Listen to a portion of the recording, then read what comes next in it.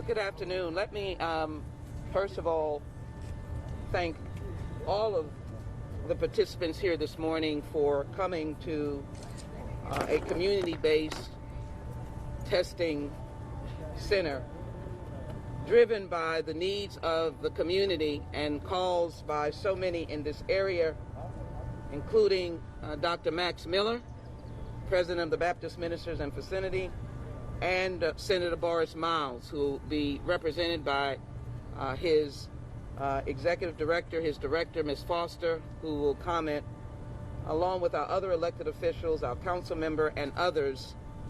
But I wanted to take a moment this morning to emphasize where we are on the national level, and I might use one of our known media periodicals here in Houston that reflects the national statement.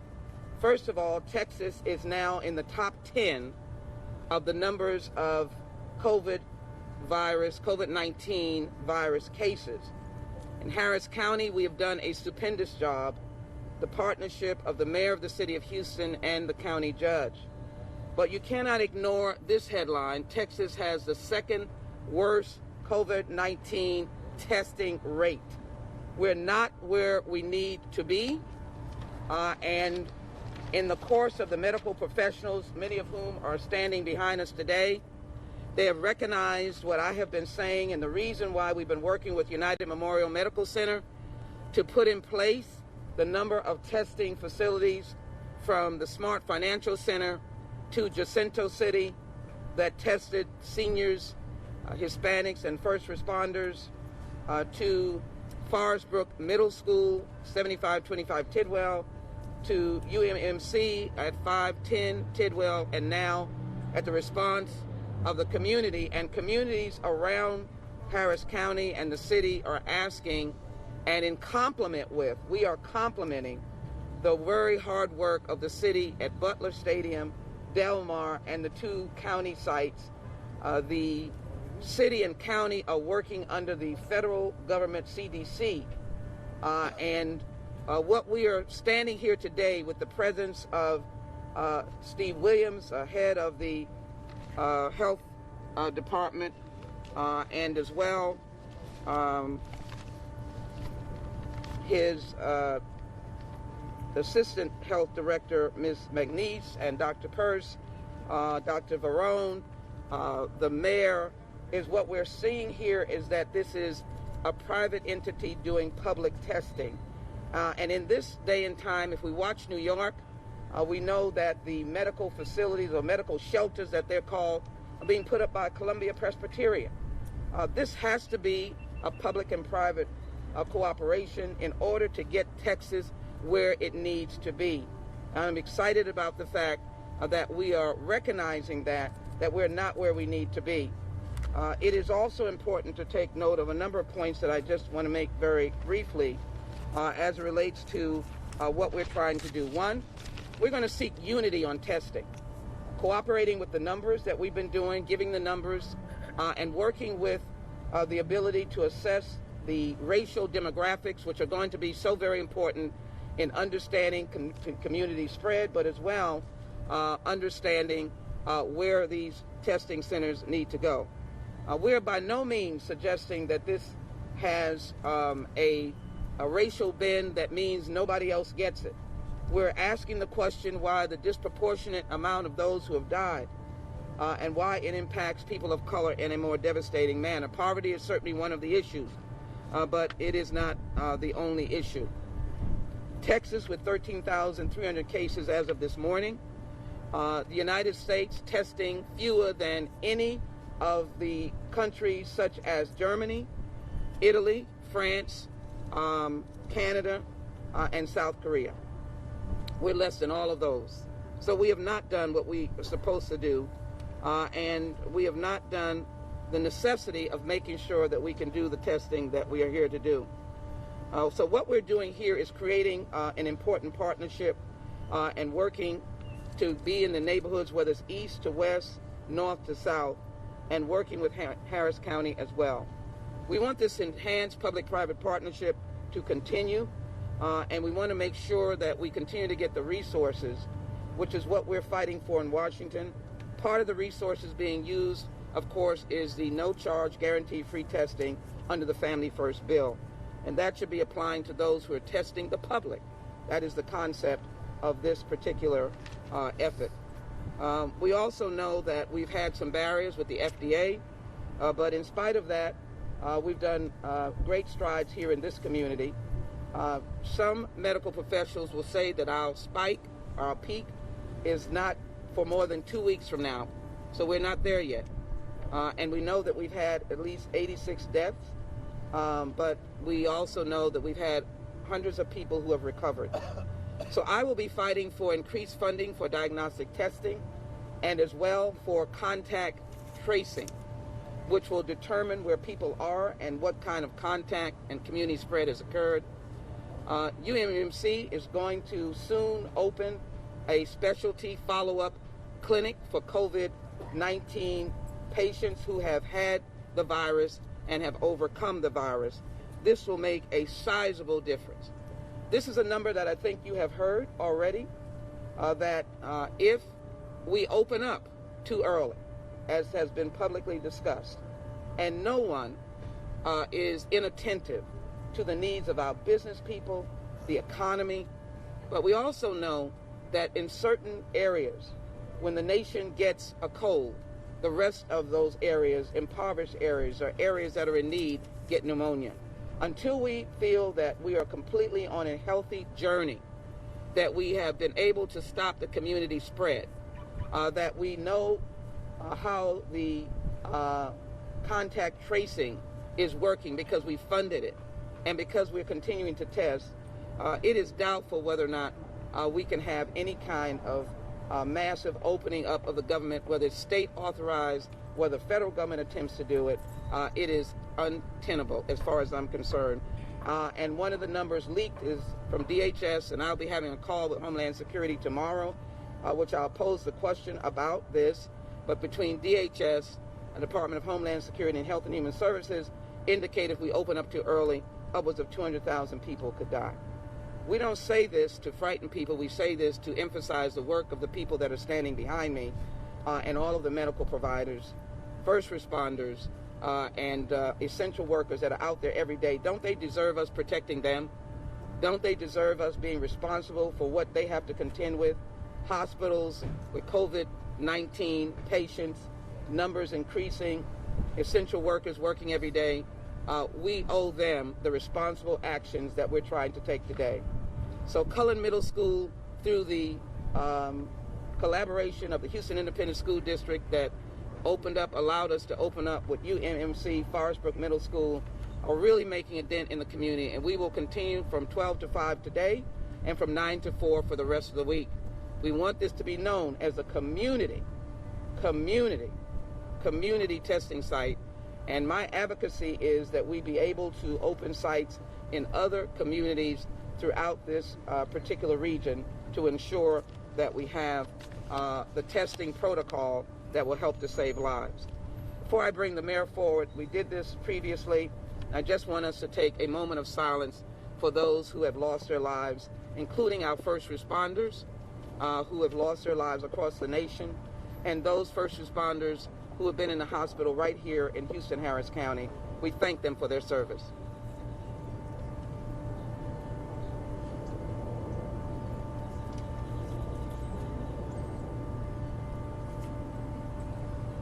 Amen. Mayor, thank you very much for your leadership.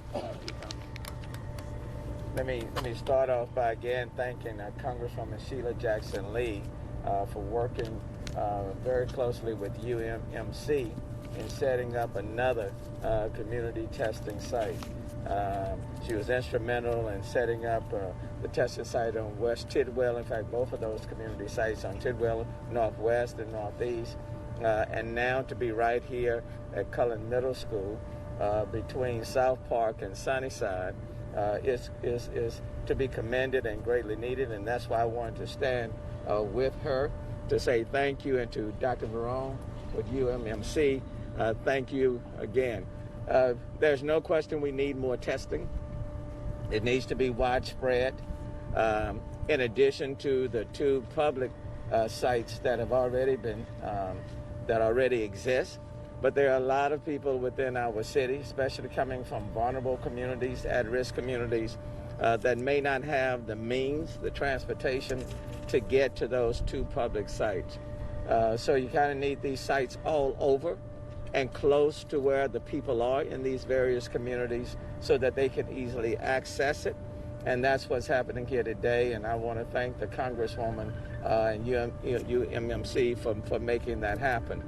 The other thing is why it's needed, because quite frankly, when the city and the county put out the latest heat map that went out on Saturday, that pretty much is based on people who have tested positively, people who have gone out, gotten tested.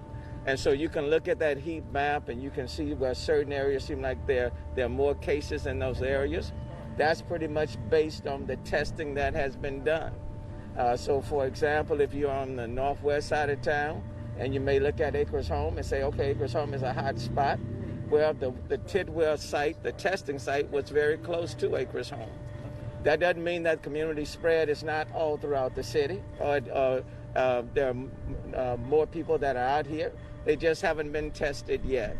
And so in order to get your hands around what's happening out there, you need more testing. And so that's why this site, and hopefully others that will stand up, will have to give us that indication. Now, in addition to what's happening here, the 2 public health sites, for example, we will be doing more testing as of Saturday. FEMA authorized us to go beyond 250 per site, so it now will be 500 per site.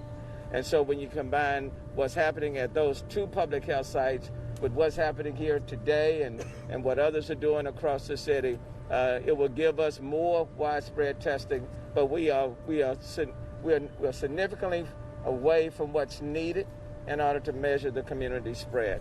So let me thank the Congresswoman again and UMMC, and then just a special note, what we do know, those people that are most vulnerable are people with underlying medical conditions. Of the 16 people as of, let's say yesterday, that have died within the city of Houston, all 16 have had underlying medical conditions. So with diabetes, on dialysis, heart disease, sickle cell, things of that nature, we need to make sure that we get them tested and that they are doing the things that they need to do to keep themselves and their family members safe. So thank you so very, very much, Congresswoman. Let me thank you, Mayor. Many of you know that the federal government had indicated they were going to stop the public testing at a certain time, April 10th. The wrong-headedness of that was evident. The mayor spoke eloquently about it, county judge, and so we worked together. I spoke to the FEMA administrator and Dr. Swartz and the advocacy of the city. The important thing is that Houston and Harris County stood up and we were able to show them that this diverse, very, very large city could not tolerate the stopping of any of the testing. And so we are now with that testing till May 30th, and we will continue to collaborate with them as well. Let me thank the council member for this district, Councilmember Shabazz. Thank you so very much, Congresswoman. Thank you, Mayor, for your leadership. If anyone knows our Congresswoman, she may text you at any time of night. And normally it's not such a great situation. But on Saturday evening, she sent me a text that I've been waiting for. And that was that we were going to start testing in District D. I actually took a tour a couple of weeks ago, and I had the pleasure of walking with Dr. Barone and Mr. Saeed. And we certainly talked about how we were going to get this testing to this area, and today it comes to fruition. Certainly, hopefully, we will have more engagement. But I want to say something just maybe a little bit different. I'll put it differently. I want to dispel the myth that this is an old people's disease. It is not. It is not. Certainly those with pre-existing conditions may be more vulnerable, but certainly you have to know that you can be a carrier of this virus you can be afflicted and you can afflict others. It was very concerning to me that yesterday was Easter and I found that people were still socializing like this was a picnic and a vacation. They were playing cards. We closed the parks, thank you, Mayor. But people are still socializing, and if you know how we play cards, we don't just play quietly. We say a lot of things and we have a lot of engagement. And I'm very, very afraid that some of that engagement could result in people carrying this virus. So please, this virus is no respecter of persons. Please, I want to dispel the rumor. You can get sick. You don't even have to have a pre-existing condition to get sick or to be a carrier. And in fact, the numbers have gone up with those that have contracted it in younger age groups. So I am so very happy. Thank you, Bishop, and all of those that are here to bring this testing site to District D. And we certainly appreciated the lines are wrapped around the corner. And I certainly appreciate the community coming out. Please spread the word. This needs to be done. This is very serious. And in regards to opening the state back up, I have to do a pushback. And that's certainly because my constituents predominantly are African American, and as the statistics show, we are being greatly impacted. So certainly I know the decisions will be discussed, but certainly economics can be restored, but lives cannot. And so I want to go on record to say that at this particular moment, because as the Congresswoman has said, we have not even peaked. So hopefully people can get the resources that they need. We're certainly going to provide as much as we can. Food distribution is all over District D and all over the city. So as much as we can do, we will do. But please know that it's the health and the lives of the people that are most concerning to us. And here again, I thank the Congresswoman, Dooney, all of those that are surrounding, and I thank you as well, because this is the only way we can get our messages out to the masses. And I thank you so very much.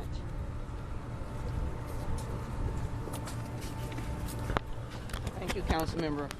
It is important that you work across all of these jurisdictional lines to work with our constituents. I'm delighted that Senator Boris Miles, who could not be with us this morning, was a constant collaborator for Sunnyside, South Park, 3rd Ward, and we had the same passion, and Ms. Foster is here representing Senator Miles.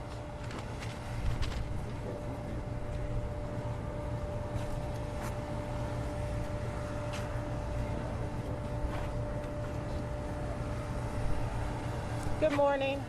If Senator Miles could be here today, he absolutely would. But he's a part of that group that this disease adversely affects.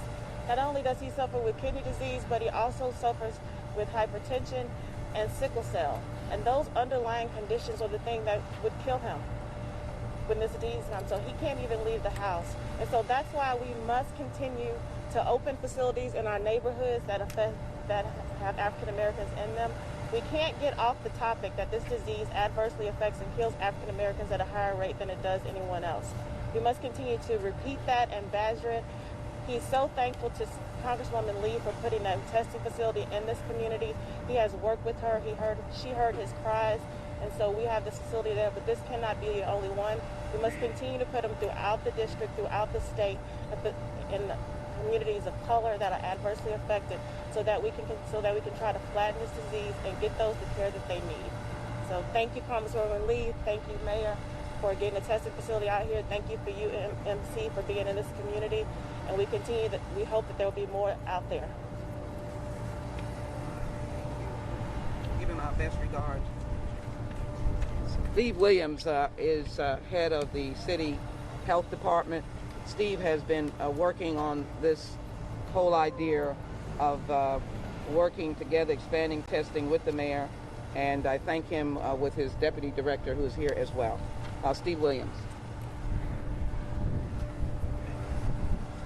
Good morning. I want to express my gratitude to Congresswoman Lee for committing to getting more resources for our contact investigation. That is the heart of public health, especially during these outbreaks. I want to also express my gratitude to Dr. Barone and Dr. Saeed and their staff for being willing to come into the neighborhoods to do this testing. We've known that from Houston being spread out like it is, that access is a real important issue, and bringing the testing to the people is, I think, successful, as you can see with the line of cars that are waiting outside here. There's a lot that goes on behind the scenes as it relates to the work of public health, contact investigation, and epidemiology work. We really want to know more about the demographics of people that are testing, the outcomes of the demographics of the people that are testing. And I'm grateful to UMMC because on Saturday we had a conversation and committed to sharing information. They actually gave us data regarding the people that they had tested, also regarding the demographics, regarding the positives. And we're hoping to use that to find out more about COVID-19 and where it's going. It will also be helpful in determining the peaks and the nature of COVID-19 and its impact on Houston. So I really want to commend the work the folks here are doing, and I think that we need to continue to push more into the neighborhoods to get testing done. Thank you, Steve, and thank you to your deputy director as well for her leadership. That is a great lead-in to but to be able to give you these test results and ask Dr. Varone to come up. We could not be in this wonderful partnership without Syed Mohideen, who is the CEO, and he has been generous and eager and helpful and wanting to respond to the community needs. I just want to say that his very strong credentials are that he went to and graduated from Texas Southern University. So we understand that made him very, very unique. Let me also say that we thank Ms. Hebram, who has logistically managed to make this a very effective approach to what we're trying to do. People have asked the question about what the UMC has accomplished, and I'm going to read the overall numbers and then bring up Dr. Joseph Barone, Chief Medical Officer. We will also have Dr. Hortez, but as I bring him up, I will make this statement. UMMC has done 8,776 patients. The samples, 70670 samples completed. Samples completed, meaning that they have been tested and the results given. Samples processing, 1,106. COVID-19 positive, 664, almost 9%, 8.6571%. We do have the data on age. It is generational, intergenerational, and we also have the data on race, which will be worked on extensively. Those areas of Sugar Land, Forest Brook, and the Cullen Now, and Jacinto City, which was a very effective one-day effort of first responders and senior citizens and the Hispanic community, which we're looking to expand. He is evidencing when he speaks of the importance of testing. And so as he comes forward, we will hear from Dr. Hortez after him, and Dr. Purse, who is here as well. But I wanted to hold up the letter that I am sending to the county, the Harris County Jail, and as well to the sheriff, asking for immediate implementation of massive testing in the jail, indicating the funding that is available for them to reach and to cite for them. Cook County Jail has become one of the largest epidemics going on right now in Chicago. One of the largest epidemics is in Cook County Jail. That cannot happen here.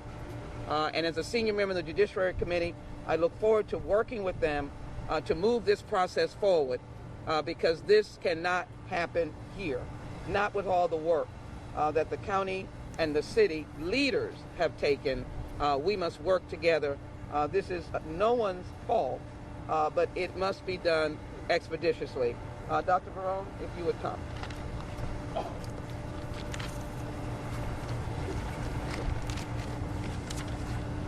Good afternoon. Thank you, Congresswoman, Mayor, Councilwoman.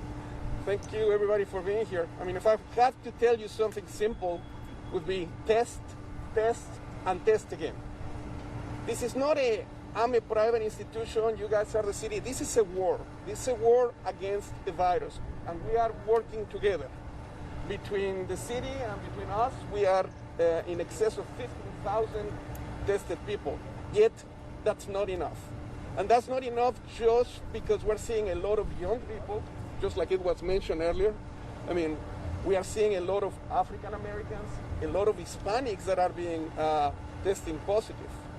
What we're now going to be doing, and that's what the Congresswoman was introducing, is we're going to be introducing a COVID-specific clinic. That means for those patients that test positive, we're going to have a place where now nobody's afraid of seeing them.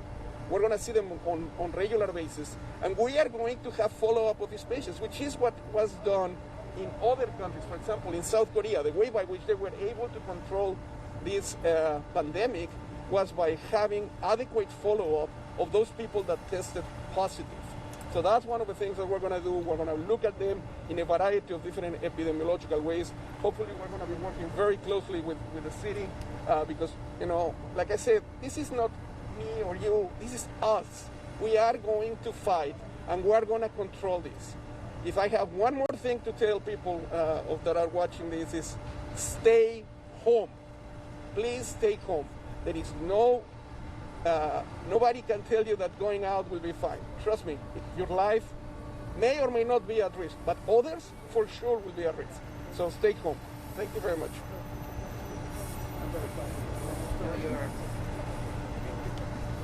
As I bring Dr. Purse forward, and we emphasize the staying home, but I emphasize this point. Because we did not start early enough across the nation, we can't stop too early.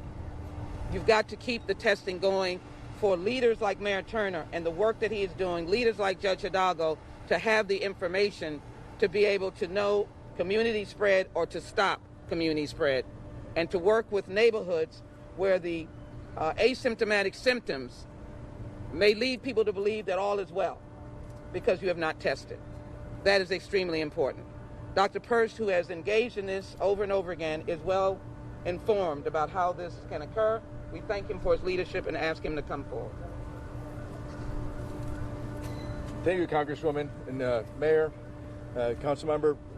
It's so important that we have testing sites like this because, as we pointed out, and we've got several thousand people have been tested, tens of thousands have been tested, but it's a population of 2.3, 2.4 million within the city of Houston. And with Harris County, we're looking at 5 million or more. So even though it's been tens of thousands, that's a tiny, tiny fraction of the people who have been tested. And in order for us to have a good grip as to what's going on from a public health standpoint, to understand the epidemiology of this virus, and as I've said before, if this virus has taught us anything, it's that every virus can behave differently from the one before it, even if they're in the same family of viruses. So I want to thank Mr. Syed for having the courage and the vision, and his team. I want to thank Dr. Verone, because I've known Dr. Verone for a number of years and I know him. He is very energetic, he is highly intelligent, and he is quite the critical thinking research physician. And this is exactly what we need at this point in order for us to gather finely refined information so that we can then help our political leaders do what they do to, number one, contain the virus, and number two, get society back on track. This is not simple. This virus is crafty. It is different from any virus we faced before. It is putting pressures on us from both a scientific, a public health, and a community standpoint that we've never seen before. And so as we evolve through this, we need really solid information, which starts with widespread testing. So thank you, everyone.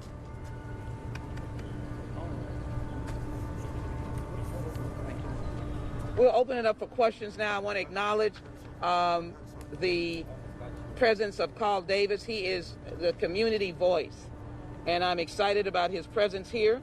I want to make sure he knows how important he is, and Pastor will also join us when we finish with questions. Let me acknowledge again, Dr. Hortez, are you there?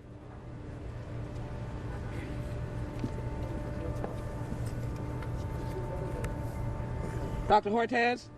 Yes, can you hear me, Congresswoman? Yes, I can. Thank you very Great. much. We have just completed an overview of how important testing is. I've announced my concern about the Harris County Jail and the need for testing.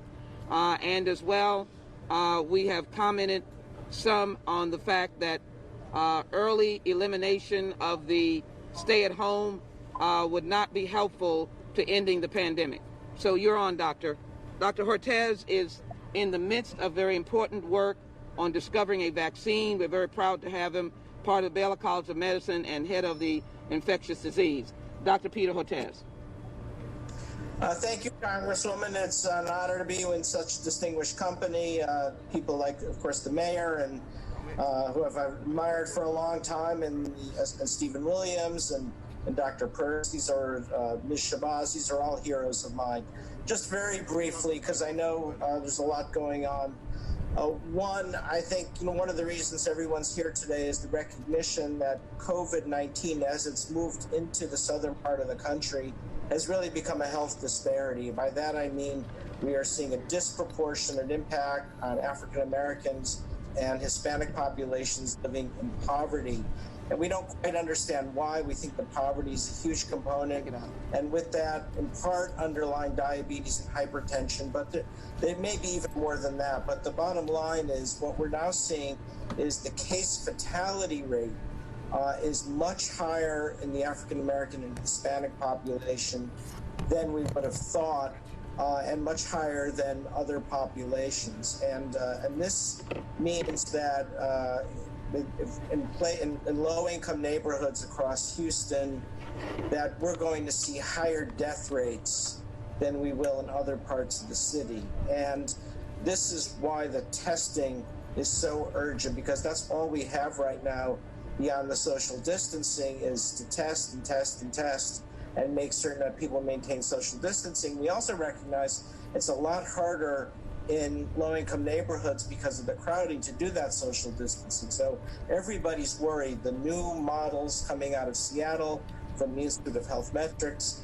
clearly show that the next 2 weeks is crunch time. It's the next 2 weeks when we'll start to see a big increase in the number of cases. So we're kind of reached its top and now flattened.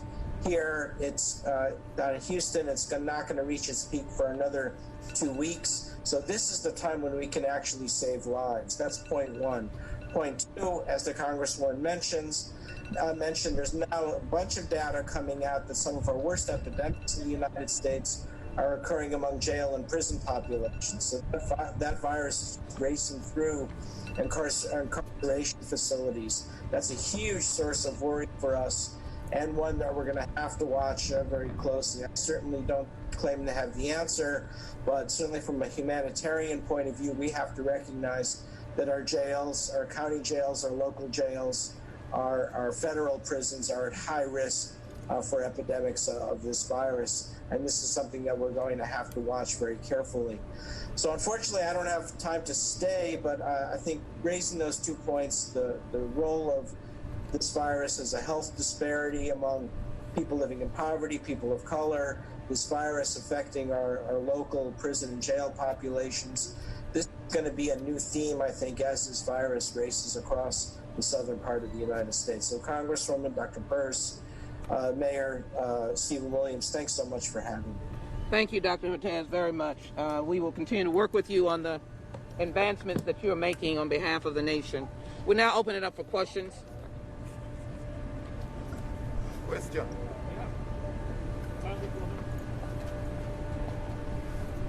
You have Harris County has 5 hotspots according to a map that county judge revealed just over the weekend, that he was to reveal.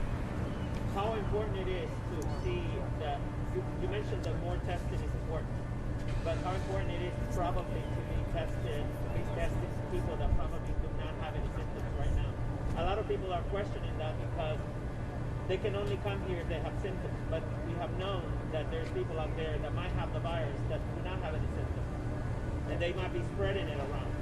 Well, I'm going to take that question head on, is that there is no criteria for having symptoms to come and get tested. This is public testing. We want it to be known.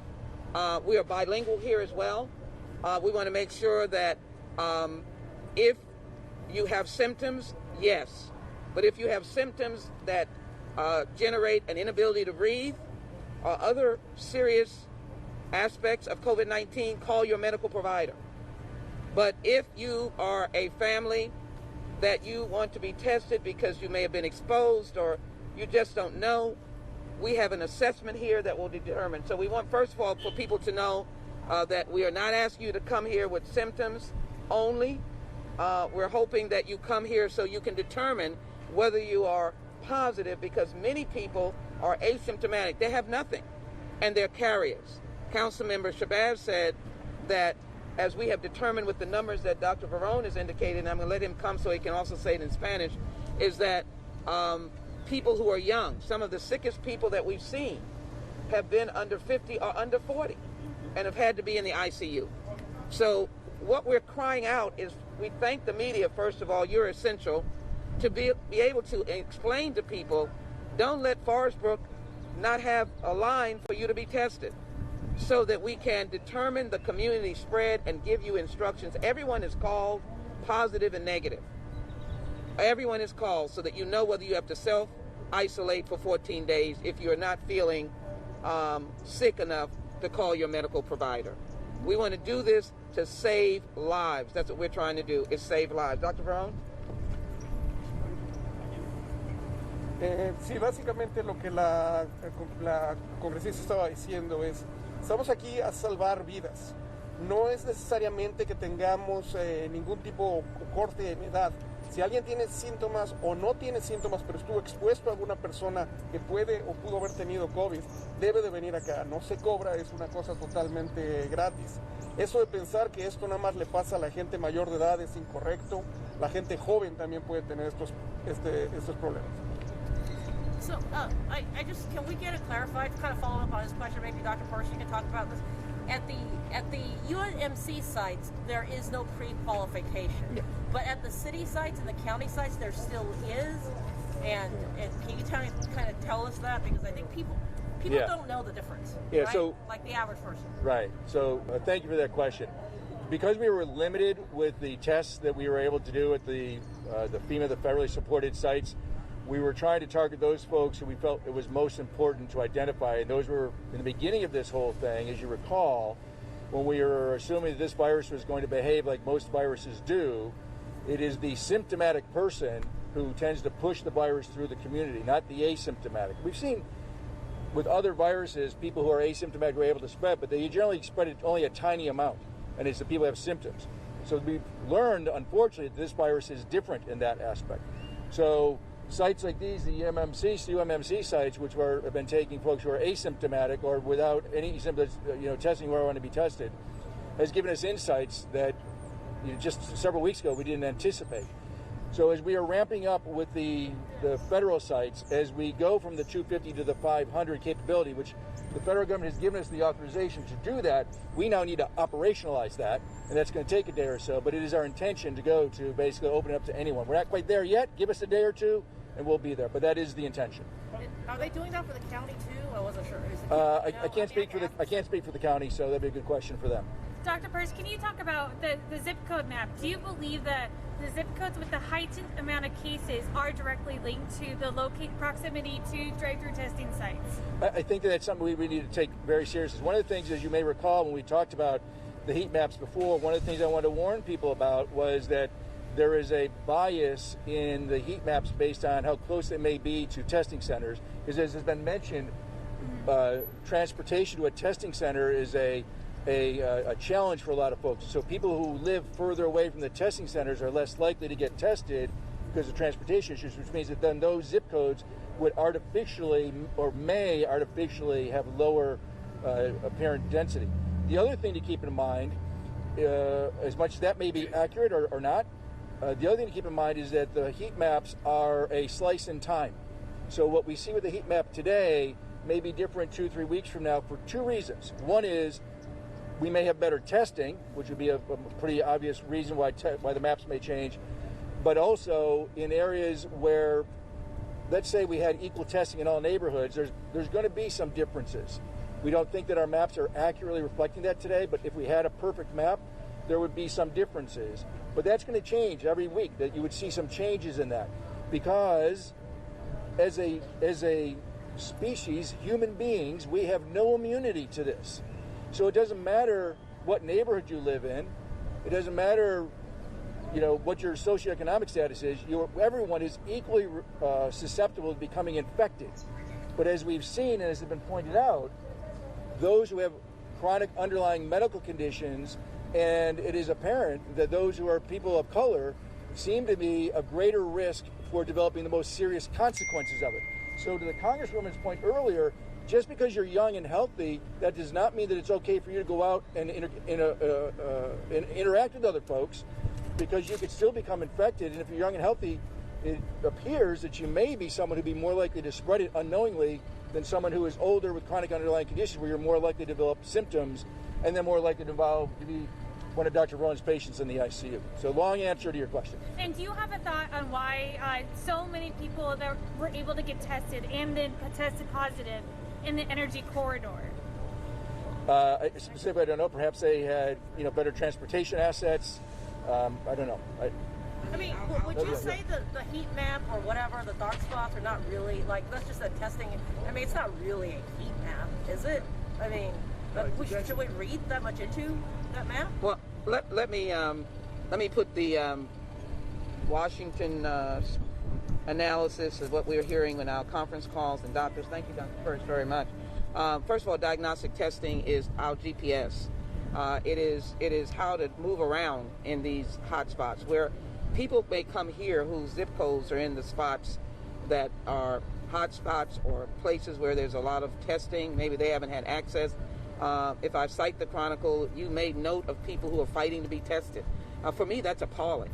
I mean, that is absolutely crushing to me.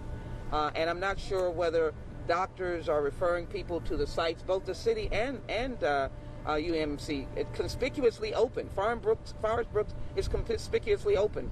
Doesn't necessarily ask for your zip code. So why are they not sending them there? Why are they not sending them to the 510 West Tidwell? Here we are open here to access for Sunnyside, Southside, 3rd Ward, but there's no zip code test. I think the real question is to ask that some of those areas, people had health insurance, and they must have found their way to sites where they charged. We in the federal government can't stop you from charging, even though we have guaranteed in the Family First bill that it was no charge testing, because it was supposed to be massive and widespread. We're not supposed to be standing here on April 13th talking about testing the jail. It should have been tested a long time ago if they had the test to do so. But that was the mindset as we debated in Washington to get testing across the nation. We're under 1% and under. So I think we're reflecting what happened across the nation. Why wasn't there major testing in New York? They started testing when the COVID-19 was determined, and they're testing now, and they're testing the people that are coming into these Central Park hospitals and satellite hospitals. They call them medical shelters if they're sponsored by the federal government. So I think the question that you have is that diagnostic testing, contact tracing is going to be crucial, and that's the funding we need to ramp up so we can help counties and cities like this. You describe this as a public-private cooperation, this specific site and other UMC sites, but what public resources are being provided for this? No, I said public-private working together. Okay. The CDC sites, our federal dollars, taxpayer dollars, are being utilized, and this is standing up as a hospital that is helping the public, because these are public persons that are being tested. With the CDC antibody testing at these locations, what's the status on that, and is that going to be part of that clinic we're talking about? Well, I'm just going to say from the federal perspective, we need monies for that, and we're asking for funding to help communities like this to do the antibody testing. We have not yet funded antibody testing, but I'll let Dr. Varone and Dr. Purse talk about its value, but that's what we're arguing and wanting to include in the stimulus package coming forward, is to make sure that we have money for antibody testing. New York is asking for it. Governor Cuomo's asking for it. a state like Texas should ask for it because we're number 10 on the list, and that helps us find out about the effectiveness of people who've had it and whether they can help people who are now going through it. And so that you guys were talking about, the follow-up clinic? The follow-up clinic, I'll let them speak to, but the follow-up clinic will be that they will just follow people and hopefully get the antibody materials or testing that we need to get to them to use it. Dr. Verone, you want to talk about how you utilize it? Absolutely. Thank you, Congresswoman. With regards to the antibody testing, everybody likes it because it's kind of a rapid gratification, you know, whether you are or not. Well, watch out with that because they are not fully validated. Indeed, what we're doing now is we're validating those kits in our positive patients, and you still see that some of them are negative. So my concern is that you do the antibody testing, I tell you, guess what? You came up negative, you think that you're negative, you go out in the community, and then you are spreading the virus. So I would tell people, please be careful with the antibody testing. It is good to use them in complement to things like that. What we do in the hospital, we test you both antibodies and we test you with a swab. And so that you know, we've had them both fail in patients that are positive. So if the patient is symptomatic, we are now using more the symptomatic approach. If I think you have COVID, I'm gonna treat you as COVID. Because sometimes it may take 2, 3, 4, 5 days for either one of those testing modalities to be positive. And that's, again, very important, especially when you look at the follow-up. The question is, how long are you positive? And for that reason, we're thinking about this COVID clinic where we're going to be able to follow you and tell you at what point in time we truly feel that you are perfectly safe to be out there in public. What does the swab actually test for? The swab actually looks for genetic material of the virus. It tests for a specific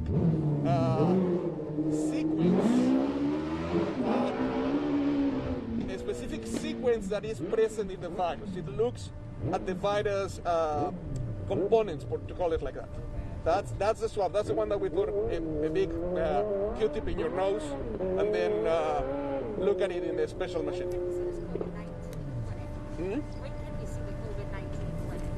The COVID-19 clinic is going to be across our main hospital at 510 West Tidwell, where we're going to have it in, we're actually just preparing as we speak, and hopefully within the next few days we'll be opening it. Is it going to operate similarity like to what Methodist and other private hospitals do? You like take patients in?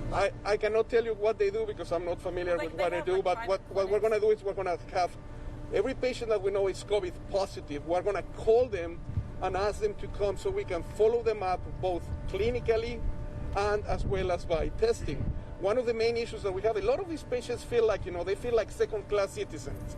Nobody wants to see me because I have COVID, nobody wants to touch me, everybody wants to do this telemedicine thing in which you see them this, that they want to be seen, they want to be felt.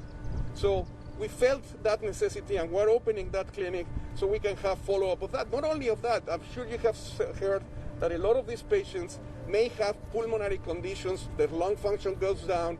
We are planning to test their lung function, then test the things that they are going to get in trouble with. A lot of them get clots, so we're going to look for clots. We're going to be looking at the whole entire arena of issues that can happen with these patients. I'm concerned what the doctor said that every virus is different and the same virus itself can mutate, right? And there's areas of the world like Ecuador, Peru, you can't ask them to wash their hands 5 times a day because they don't even have clean water, right? So what I ask us to think in the largest terms of a world health initiative that's going to actually address poverty and the breeding conditions for disease everywhere. Otherwise, it will mutate and come back. And I pose this directly, Congresswoman. It seems that kind of initiative is irreconcilable with the so-called stimulus of the financial markets, where you've had trillions deployed into keeping the markets alive. We made that mistake on the mortgage thing. Can you comment? Well, let me just say that your very point is well taken and being looked at very closely by those of us who happen to be in the leadership in the House, that we understand that the World Health Organization is vital. It should have its support. Our focus is supporting small businesses. We're not in any way advocating for any bailouts. We're advocating for small businesses, unemployment extension. That's the fight that we're trying to do. More money for testing. And as the doc said, I'll yield to the doctor. The antibody testing from the congressional perspective is part of contact tracing to just determine what happens to a person who's had COVID-19 and can they be helpful in helping to treat someone else who's in the midst of the treatment. But we are very much committed to the World Health Organization partnership, very much committed to small business and the economy being churned by small businesses and giving them that money. And any other question? Last question. Ask a quick question about HISD. What do you think about Rio? Like, do you think New York has stopped their schools? They're out for the year. Have you talked to anybody at HISD about that? What do you think? I speak often to the superintendent, and I want to thank her very much for opening up these schools. I don't think they are. I don't want to speak for them, and I want them to base their decision on science and not to be forced by any political advocacy or not. They have to base it on science. As we well know, there are no limits on who gets COVID-19. And I think parents want the school districts, plural, to make the safest decision. I'm going to stand ready to be supportive as they look to science and determine what they're going to do. It's now April 12th. We see large city districts like New York and others speaking about not opening until they're ready to open. And that's what I'm going to rely upon the leadership in the HISD. Congresswoman, one for Dr. Perks. Do you believe that the testing at city sites early on was too restrictive and may still be? The reason I ask is that in the last 10 days, the 250 test has never been hit. Yeah. So I don't think it was too restrictive initially because it was part of a strategic plan to try to get those who we believe to be most likely to spread it. Well, and you should say, you look at the numbers, they went up and they went down a little bit. And so part of that is this conundrum. I mean, look at the line here, right? So there's a long line of folks, but every time we open up a new site, it goes up. But I think what the problem we're seeing is not about how restrictive, it's that the challenge in getting people's ability to travel to a testing site. I think that's what we're seeing, and that's why opening up more sites in more neighborhoods is going to be more effective, because even as we go to the larger volume, up to 500 tests per day at the two city sites and the two county sites, and as with the cities we make plans to expand it, my fear is that people's ability to get to the sites is going to continue to be the challenge. And so we're already strategizing about how we can get more sites into more neighborhoods. But how will you get more people? I mean, for example, you tested like 100 people at each site at the most recent day. How do you get more people to go there? Yeah, so you're exactly right. So I mean, just look at this operation here, right? So, there's tents and there's people, and from the camera standpoint, it doesn't look that complicated. But as Dr. Rohn will point out, it's extremely complicated behind it, and that takes resources and money and planning. And so these are not quick and easy to set up, unfortunately. And so we're going to have to do it. We're going to have to figure out some way to do it. The federal government has been helpful to the degree that it can be with going to 500. It will be helpful if the federal government or the state government or philanthropy or whatever could give us some more assets and more resources, whether it be financial or with actual product, to be able to get more sites into more neighborhoods. How many would you like to do every day? How many tests would I like to do? Well, let me change the question. So if I can change your question. So in a perfect world with a magic wand, I'd have a testing center in every super neighborhood in the city of Houston. Now, that's a lot of super neighborhoods. I forget the number. It's like, how many does anybody know? It's like 50 or 60 super neighborhoods, right? So that's what I would like to do, because people live in neighborhoods. And if there's a site in their neighborhood, they're probably likely to be able to get to it and use it. Is this the first site, the city south side of Houston, or the city south side? Yeah. Well, and you have there's a distinctive point, and I want to take on Ted's point as well. I want to be very clear. I think you've seen and I'm going to answer your question. I think you've seen some of the trajectory of who knew what when, but in our hearings we determined that that the executive knew about this in November 2019. So obviously you should have had test kits being produced. Also, under the CDC, there were certain guidelines that they asked the local jurisdictions to focus on, rightly so, the medical professionals and first responders, because they were going to be handling COVID-19 patients directly. and then as it eased up 65 and over. As an advocate for testing in Washington, pushing for this under the Family First bill, to find a willing partner like United Memorial Medical Center, I didn't want to stop. And so we did pockets of communities. Fort Bend, that's a pocket of a community. I don't know how many others they have. We did Northeast after we stayed for a period of time on Tidwell at 510 West Tidwell, which really covered Northwest, and people were coming from other counties, I can assure you, in that first tranche. And then opening up in Northeast, we took a whole corridor from 5th Ward. Probably you could do more than a number there. The East End, you need to expand the East End, but we went to Jacinto City. And Jacinto City is near Galena Park. It's near areas that have Hispanic persons in it. And that's very much a concern of the mayor, myself, and others. And so the idea of UMMC was to be able to stand this up quickly because they have the knowledge. They have the knowledge of Dr. Verone. They have the knowledge of Ms. Hebram. And they have the knowledge of Mr. Mahedon, that we were able to set it up quickly. But we decided that you would not have an app and you would not have a call-in. And out of that, we believe that we help to save lives. But more importantly, we get data that we're sharing with the city and the county. And now we're ready to tackle the importance of helping the county with the county jail. That is extremely important. Yes, ma'am. This is the first testing site on. Yes, Southeast Houston. We were in the east side at Jacinto City. That was I-10 East. And we did what they wanted us to do, which was a day of testing with seniors and first responders. And there are about 500 kids here testing people today? I'm sorry, pardon me? Testing kids? What Dr. Peirce was saying is that they are now able to test 500 in their sites, in their sites. We test as many as we can take until 5 o'clock. We open again tomorrow from 9 to 4.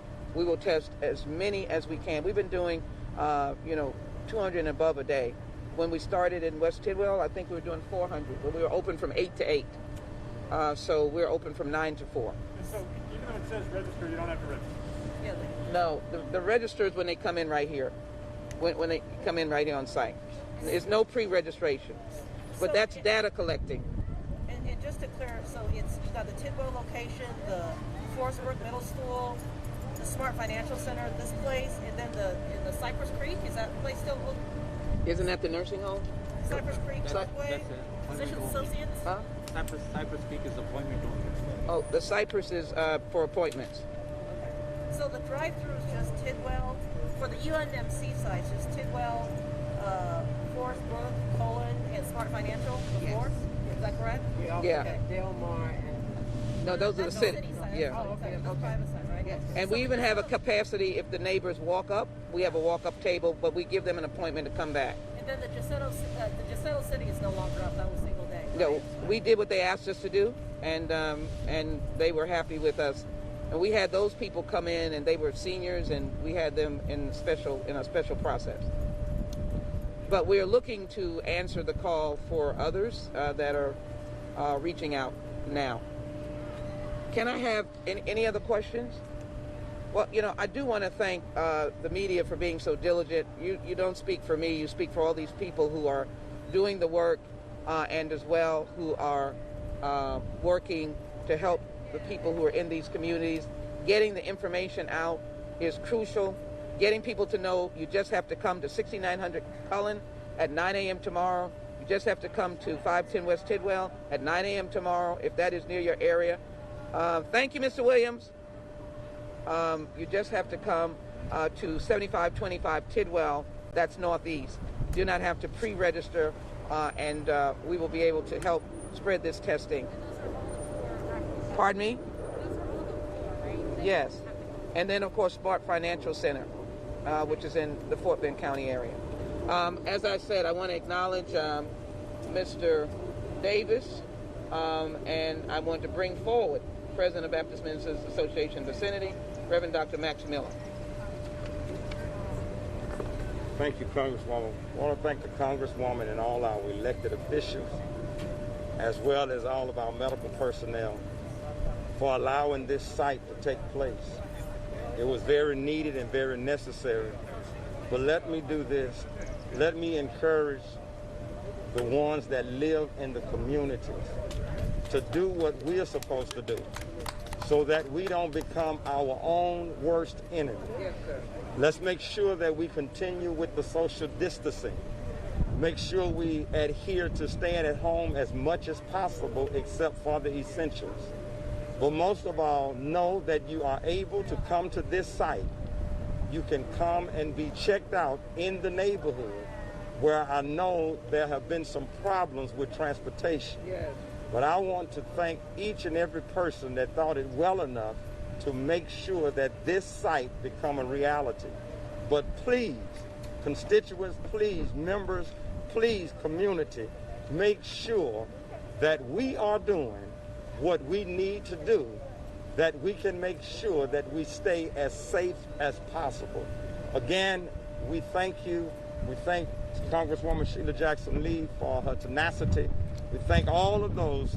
Thank Senator Miles for what he's done and all of our elected officials, including our mayor, that had a reason and a way to make this possible. Again, to our medical staff, we thank God for all of them. To the CEO of UMMC, we make sure that we thank him for what he's done. But again, to the neighborhood, make sure that the community is doing what we need to do to make sure we stay safe and sound.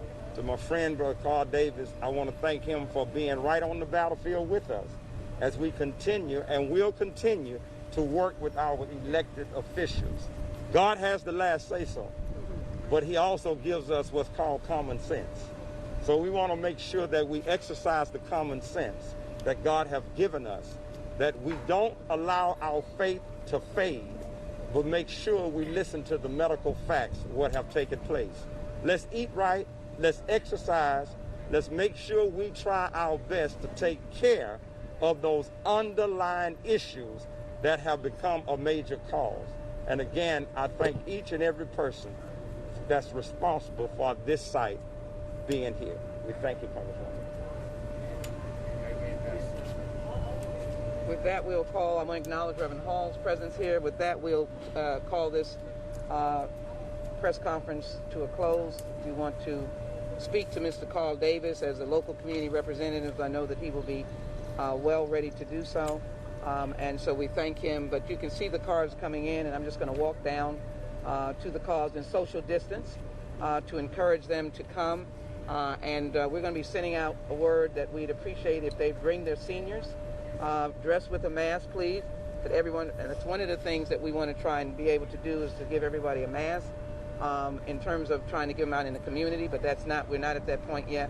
But the point is that, or at least to show them how to make it, but the point is we hope people will bring people here because it is close to the neighborhood.